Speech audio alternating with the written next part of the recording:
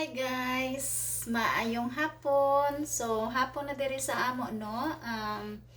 Actually, ang oras nini guys is 6:07 na sa hapon sa amo diri sa New Jersey. So, guys, I will cook rice tonight for the dinner with me and my husband.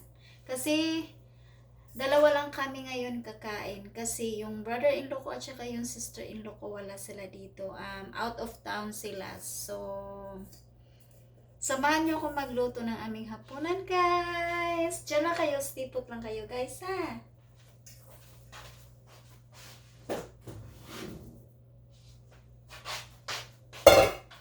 Ito, guys, rice ko, ang dami pa kasi ako lang isa yung kumakain. Hindi sila masyadong nagra-rice. Ako lang. So, ngayon, ano lang, ganito lang yung lulutuin ko, guys. Ito lang. Hindi siya umaapaw dito. So, ito lang yung takusan ko ba sa rice ko. So, ano pala, guys, magluluto pala ako ng yung sabaw kasi ni-request ng asawa ko na magluto daw ako ng sabaw. So, yung mga ingredients ko pala, guys, sa lulutuin ko, eto may may bawang, tsaka sibuyas, tapos nag-chop-chop din ako ng maliliit na meat kasi ko ito dito sa parang tanghon, yung parang tanghon ito sa atin, guys. Tapos lagyan ko ng carrots, ito carrots. Tapos lagyan ko din ng repolyo. Ayan. Para naman masarap yung hapunan namin. So lulutuin ko ito mamaya, guys. Nire-ready ko lang, piniprepared ko lang para mamaya mga 7 o'clock dadating na yung asawa ko. So, sa ngayon, guys, yung lulutuin ko muna is rice lang muna. So, babalikan ko kayo, guys. May kukunin lang ako. Sandali, ha?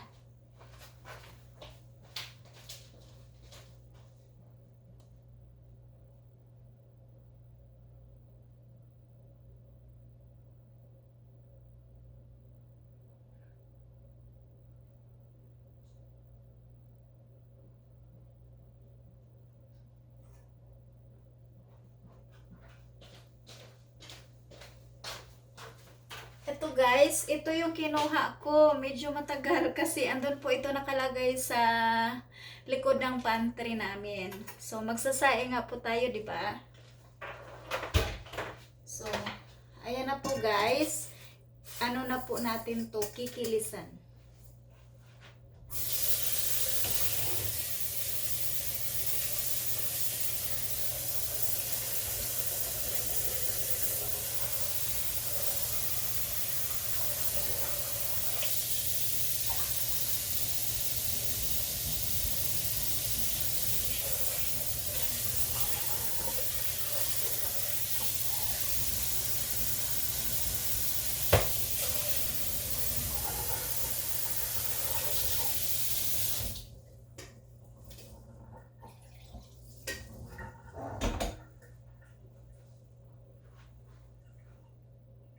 Yan na po, guys, nakilisa na po. Ito na at ilalagay na natin to sa ating rice cooker para maya-maya maluto na to. Tapos, pagkaluto nito, guys, isusunod ko naman yung sasabawin ko na tanghon.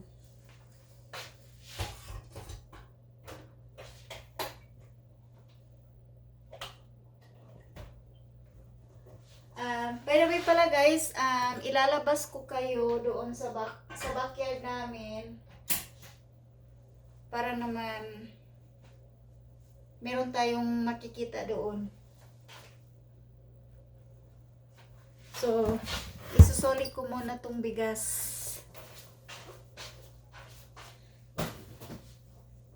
So, ito, guys, Labas tayo. Labas tayo, labas tayo. Okay? Ilalabas ko kayo. Ito. Labas tayo. Labas tayo, guys. Ito, nasa labas tayo. Alam nyo ba, guys, dito sa amin, maginaw na. Kasi, ano na, winter na dito. Napaka-ginaw na talaga sobra. Yung inday mo ninyo, nagja-jacket na. Kasi, hindi makayanan yung lamig. Pero, hindi pa naman masyadong super lamig. Pero, ewan ko na lang pag nag-ano na talaga, nag-snow na. Ayan guys, yung flowers pala namin dati. Maganda to eh, napakaraming ano to, bulaklak. Pero ngayon wala na, patay na. Kasi hindi na to sila mabubuhay guys, kasi nga tinglamig na. Ito nga, ang dami nitong ano guys, bulaklak. Dati, pinicturan ko pa nga to eh, pero ngayon, wala na. Pero hindi naman siya namatay. Pero wala na siyang bulaklak kasi nga hindi na maano. Ito naman siguro guys, yung natitirang bulaklak ng sister-in-law ko na tinanim niya. Ayan, medyo ano pa siya. May magagandang tubo pa siya ng mga bulaklak. Ayan. Tapos eto guys, ano na din siya, parang papunta na siya ng ano niya, pagka, anong tawag ba yun guys, pagkalaya niya, ayan, tapos dito kami magtatambay pag tuwing hapon, dito kami magmuni-muni, at saka ito, napakagandang bulaklak to dati guys, ang daming bulaklak, ang daming flowers, ito, ayan, palanta na din siya. Tapos ito pala guys, yung tinabunan, ano pala to, pool pala namin to, pero kinaver na ng brother-in-law ko ng ganito, yung trapal, ito, kasi ano na eh, tiglamig na kasi guys, so hindi na mapaliguan, kasi ginaw na. So ito pala guys, yan, mga apple tree yan, 2 apple tree yan. Ayan. Wala na siyang ano, magandang bunga. Ano na kasi siya eh, tuyot na. Madali na lang siyang matagak guys ba. Kasi wala na, parang ano na siya, hindi na siya maganda. Tapos pag nahuhulog na lang siya, ayan, kinakain na lang ng mga groundhog dito. Minsan, kasi may mga groundhog dito na magtatambay sa backyard namin. Tapos minsan din guys, ito yung ano, yung sa ilalim nito, yan, may lumalabas din yan na 2 pusa. Alam nyo guys, happy ako na makakakita ng pusa. Kasi talaga ako guys, pakipusa talaga ako. Love na love ko talaga yung mga pusa. Kasi may alaga akong pusa doon sa Pinas. Pero ngayon dito, marami namang mga pusa na pwede kang mag-adopt, pero yung brother-in-law ko pala, ayaw niya ng pusa. Yung gusto lang nila, kung mag-ano man kami, gusto lang nila yung aso. So, hope soon, sabi nila, mag-adopt daw kami ng ano, ng aso. Ito guys, yung papakita ko pala sa inyo yung ano namin ha, yung garden. Ito yung garden namin, ayan, yung mga tomatoes, ayan, nalanta na, hindi na mapakinabangan. Pero nung pagkaano pa guys, hindi pa tinglamig, ay naku, ang dami kayang bunga tong kamatis na to, lagi akong namimitas dito. Ayan, ayan, hindi na siya pwedeng anuhin kasi ano na siya eh, lata na siya, hindi na siya pwedeng mapakinabangan. Ayun, ang lalaki pa nga oh, pero binayaan na lang namin dyan kasi ano na eh, hindi na namin to pwedeng kunin, hindi naman to pwedeng kainin, lata na, di ba? Tapos ito, garden to ng brother-in-law ko, hindi na nililinis.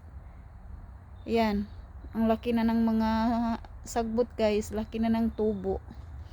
So eto guys, maganda yung weather namin ngayon. Hindi masyadong maginaw, sakto lang. Tapos ano din siya, hindi mainit.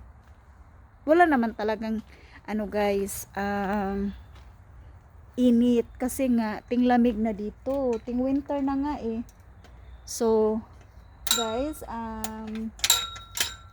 thank you so much po sa inyo sa pagpanood ninyo ng aking video. I hope po na sana po makapag-upload pa po ako ng maraming videos. At saka sorry po pala sa inyo guys na ngayon lang po ako nakabalik mag-vlog kasi po sobrang ang dami ko pong inaasikaso sa mga papeles ko po. Nag-apply po ako ng ng green card ko. So, ngayon guys, na forward na namin.